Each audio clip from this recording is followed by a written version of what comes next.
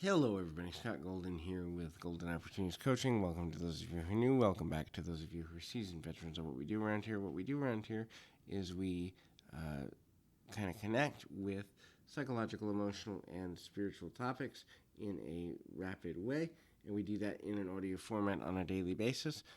And we have over 275 audios for you to check out, and hopefully there's something that'll benefit you today. We're talking about 8 ways to boost your self-confidence. Self-confidence is the belief that you are capable of doing whatever you set out to do, whether it be relationally, emotionally, mentally, academically, financially, whatever it is. And so there are 8 simple ways to kind of get where you want to be with that. So one way is to visualize all the ways you can get where you want to be. And I'm talking about all the ways. I'm not talking about just a happy vision board of getting what you want.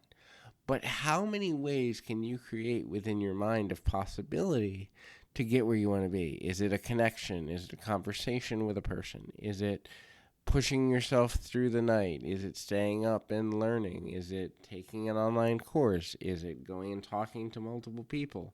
Is it mentoring under your boss? Is it, short of robbing a bank, as long as it's legal, do whatever you need to do to create the opportunities and do so without bringing harm to anyone. But anything is game as long as it doesn't harm you or someone else.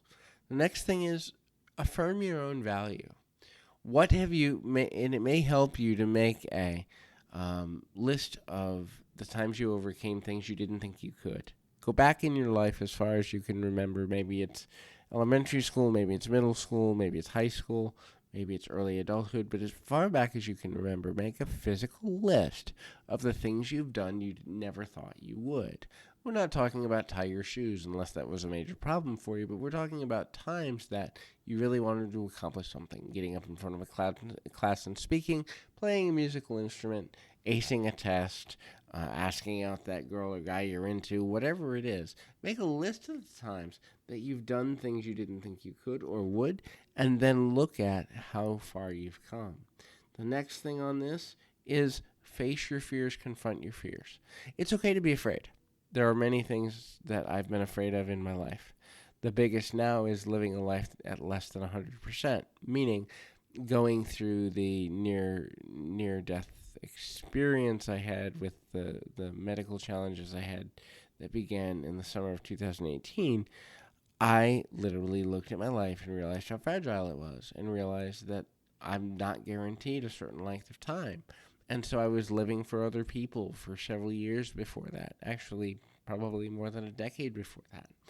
And when I stopped living for other people and I started living for what I wanted to accomplish, fear went away. And when you face here's another one, when you face your worst fear, your confidence rises. Because if you can overcome your worst fear, whatever that is, whether it's loneliness, whether it's homelessness, whether it's getting up on a stage, whether it's rock climbing, whatever it is, when you face your worst fear, everything else is simpler by comparison. The next thing is face your critics, both your inner critic and the people around you that are critical of you. Face them not because what they say matters, although you can draw something from it, I'm sure, but because they're just other people and they're just opinions. Even your own inner opinions of yourself, the most self-critical of people, they're just opinions. They aren't the definition of who you are. They're not the definition of who you will become. They're not the definition of the best that's ever going to happen to you.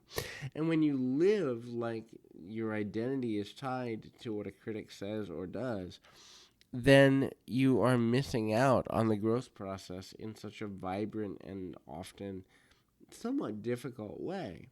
The next thing to consider is take the reality that rejection is part of your destiny. You will face it. It is part of you. It happens. There is a whole group of people, I call it the tribe principle.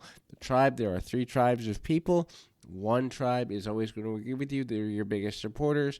Another tribe is your conversion tribe. These are the people that through what you do, how you behave, and how you present yourself, you can convince them to like you. And then there's a tribe of people that are never going to be on the same page with you. They're never going to get you. They're never going to understand.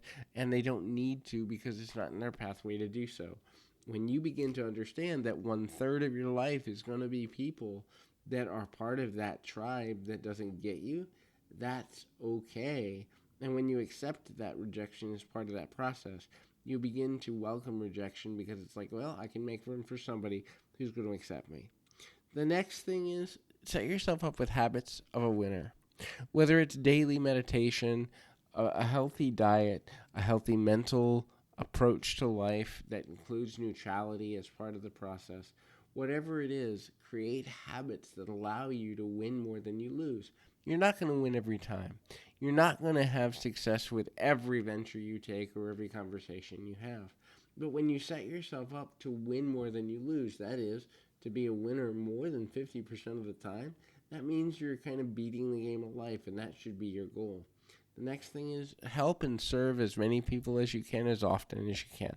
It can be something as simple as helping someone cross the street, helping a disabled person to reach something in a store, helping a person to understand a concept or idea, or just being an active listener. But the more you help other people, the more you realize that you can make a difference, and it will raise your confidence. Sometimes people think wrongly that they have to achieve certain things in order to be helpful, useful, beneficial.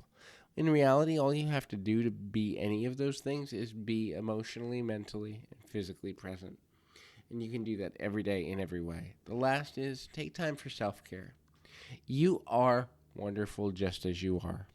And maybe the world doesn't see you as a model, and maybe the world doesn't see you as the most eloquent speaker, and maybe the world doesn't see you the way you want to be seen. But that doesn't necessarily mean that in the 7 billion people on the planet, somebody can't see you as the exact version of yourself you're capable of being before it's even manifest, before it's come to be. Someone can see you for your potential, someone can see you for what you're becoming, and that should be your goal, and that should be where your confidence begins. It is possible that in a world full of 7 billion people, someone accepts me right where I am. And that will close our audio for today. Hopefully it's been helpful. Keep your feet on the ground, your mind in the moment. Until next time, everybody.